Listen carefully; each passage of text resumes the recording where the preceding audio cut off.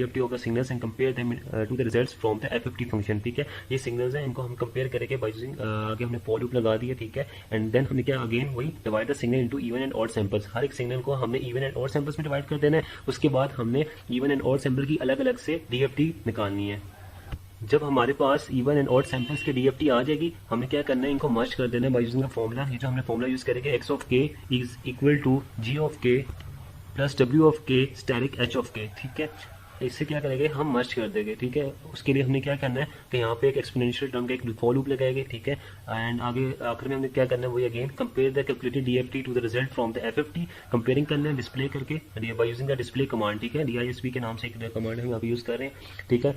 और ये यूज करके हम कंपेयरिंग कर रहे हैं। सबसे पहले हमने DFT डिस्प्ले करेंगे, आगे हम कंपेयरिंग भी कर रहे हैं।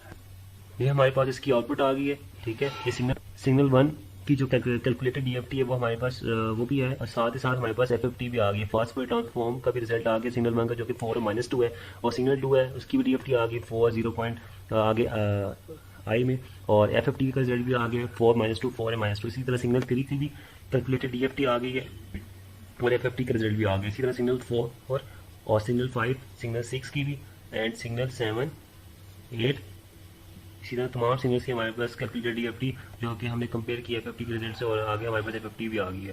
फास्ट फॉरवर्ड ट्रांसफॉर्म 80 -4 हर एक सिग्नल का अलग अलग है।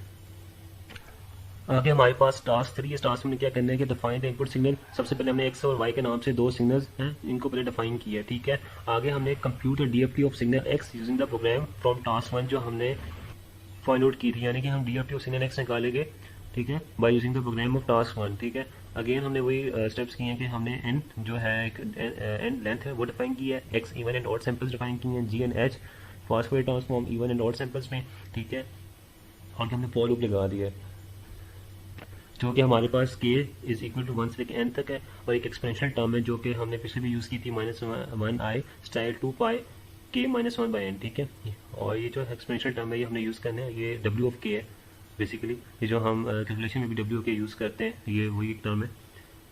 आगे हमने इसी को x ऑफ k के फॉर्म में आगे लिखा हुआ है इस पूरी टर्म को, और आगे डिस्प्ले का फंक्शन यूज़ करके DFT of x calculated using the program from task 1, ठीक है। ये हमने DISP की कमांड यूज़ की है। इससे क्या होगा कि आगे हमारे पास जो x है वो डिस्प्ले हो जाएगा। अगेन हमने compare the DFT of signal x to the result from FFT, ठीक है। हमने कंपेयरिंग की है आगे और कंप्यूट की है DFT ऑफ सिग्नल y को भी using the program from task 1, ठीक है। वही स्टेप जो हमने x के लिए किए हैं वही y के लिए भी हमने रिपीट किए हैं, ठीक है।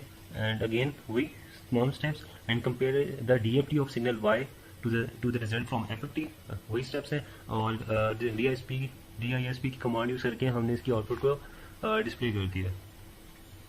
ये हमारे पास इसकी आगे के आगे आउटपुट आ गया है, कैसे कि DFT ऑफ x भी आ गया, DFT of x computed using FFT and DFT of y calculated using the program from task 1, ठीक है।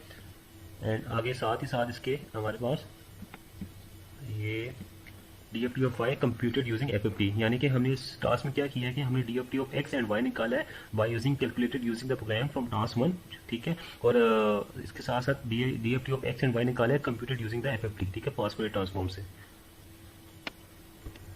आगे हमारे पास टास्क 4 है। इस टास्क में क्या करना है कि हमने एक प्रोग्राम इन बिल्ट इन एक फंक्शन है या एक एल्गो है जो कि program in MATLAB for implementing the radix two FFT algorithm, यानी कि ये हमारे पास एक फंक्शन है जो कि हमारे पास किसी भी सिग्नल को हमारे पास रेडिक्स टू FFT एल्गोरिथम में रेडिक्स टू FFT में ट्रांसफॉर्म कर देगा। इसके लिए हम क्या करेंगे, हमने सबसे पहले इसका फंक्शन डिक्लेयर करते हैं बाय यूजिंग न्यू स्क्रिप्ट में जाके, एंड यहाँ पे हम सबसे पहले इसका फंक्शन लिखेंगे। ये हमारे पास इसका myFFT के नाम से एक फंक्शन है जिसकी n लेंथ है। If n is equal to 1, ये कंपेयरिंग करते हैं हम यहाँ पे लूप लगा के, आगे एल्स यूज़ किए, ठीक है। ये for even and odd samples के लिए हमने myFFT का फंक्शन यूज़ किया, आगे फिर उसके लिए लूप लगाया एंड देन एंड, ठीक है। एक्सपोनेंशियल टर्म यूज़ किया हमने यहाँ पे भी। इसको हम यहाँ पे सेव कर लेते हैं, रन करते हैं यहाँ पे, तो यहाँ पे ये सेव हो जाएगा। ये myFFT के नाम से इसको हम यहाँ पे सेव कर देते हैं, ठीक है। ये एल्गोरिथम हम आगे यूज़ भी कर सकते हैं। आगे हमारे पास टास्क 5 है। इस टास्क में क्या करने का, जो हमने टास्क 4 पे एक फंक्शन था जो हमने ऊपर जाके myFFT के नाम से सेव किया था, उसी को यूज़ करते हुए हमने क्या करना है कि हमने for comparing the FFT command using the myFFT function from task 4 with the standard FFT function, ठीक है। हमने सबसे पहले क्या करना है कि हमने डिफाइन इनपुट सिग्नल्स हमने डिफाइन कर दिए जो कि हमारे पास W X Y and G के नाम से इनपुट सिग्नल्स हैं, ठीक है।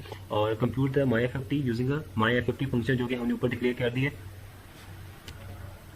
जो कि हर सिग्नल के लिए W X Y and G के लिए हमने my F F T W X Y and G, ठीक है। हमने W X and Y and G capital में लिखे, और जो हमारे पास जो small W X Y and G है वो हमारे पास सिग्नल है, ठीक है। आगे हमें क्या करना है, compute F F T using standard, हमने सब सिग्नल्स के लिए एक स्टैंडर्ड फंक्शन बना दिया जो कि डब्ल्यू एक्स वाई जी के लिए सबके लिए अपना अपना है एक स्टैंडर्ड फंक्शन है, ताकि हम कंप्यूट कर सकें एफ एफ टी को। एट द एंड हमने क्या किया कि हमने कंपेयर द रिजल्ट्स, यानी हमें D I S P comparing करेंगे by using D I S P command, ये कमांड, ठीक है। बाई यूजिंग सिंगल हमने क्या किया कि पहले तो हमने सिंगल डब्ल्यू लिखा है, ठीक है, उसको हम कंपेयरिंग कर रहे हैं आगे बाई स्टैंडर्ड फंक्शन से। इसी तरह डब्ल्यू एक्स वाई एंड जी इसी तरह कंपेयरिंग करके हम इसकी आउटपुट निकाल लेते हैं। ये आगे हमने इसको रन किया तो ये हमारे पास signal W X Y and G की हमारे पास आउटपुट आ गई है, ठीक है। आज की लैब में हमने क्या किया कि फास्ट फॉरवर्ड ट्रांसफॉर्म को देखे और डीएफटी को देखा है, और फास्ट फॉरवर्ड ट्रांसफॉर्म जो कि हम बेसिकली जो कि बहुत इजी है, और इसका जो बिग ओरिएंटेशन है वो बहुत हमारे पास कम है, टाइम टेकन कम है, और इस वजह से ज़्यादा ये सूटेबल होती है। वैसे तो हम ये कैलकुलेशन भी कर सकते हैं, लेकिन हमने यहाँ भी क्या किया कि अपने मैड लैब में हमने ये बिल्ट इन फंक्शन यूज़ करके एफएफटी के नाम से, इसी तरह यूजिंग डिफरेंट कमांड यूज़ करके हमने फास्ट फॉरवर्ड ट्रांसफॉर्म कैलकुलेट किया, जो कि काफ़ी ईजी हो गया, जो कि डीएफटी से जो दूसरी है उससे बहुत लेस टाइम टेकन है, ठीक है। इसी के साथ हमारी आज की लैब भी कम्प्लीट